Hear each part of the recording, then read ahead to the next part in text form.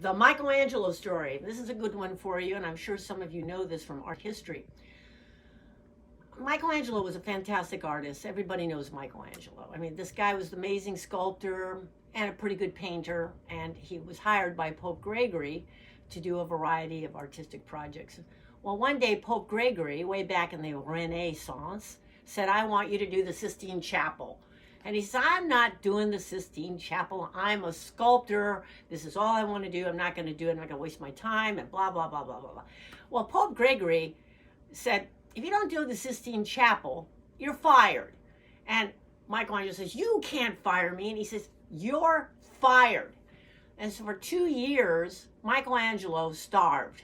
I mean, he got little jobs here and there, but he starved.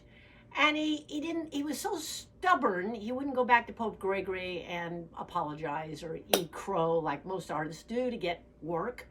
He went to Raphael, who was hired by Pope Gregory to do these massive murals and was always in the money. And he says, what have I done wrong?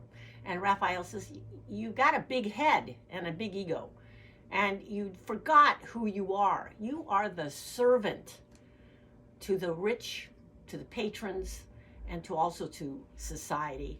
You can't be that picky. You need to understand your audience. He says, you blew it. Go back on your knees and beg for your patronage back. So he did. He begged for his patronage back with Pope Gregory and ate crow. And thus, we have the Sistine Chapel after 4 grueling years. So what is it I'm trying to tell you? Anybody who's an artist is a spiritual warrior. I know that sounds corny. It is mystical. I must admit, I've led a very mystical life, but with a practical icing. So the thing is, if you really want to get out there in the world and make money, you have to understand your place in society.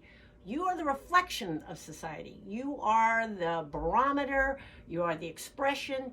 You are there to enhance society. And if we didn't have artists, let's face it, it'd be a very boring world. So that's my little lesson for today. Over now.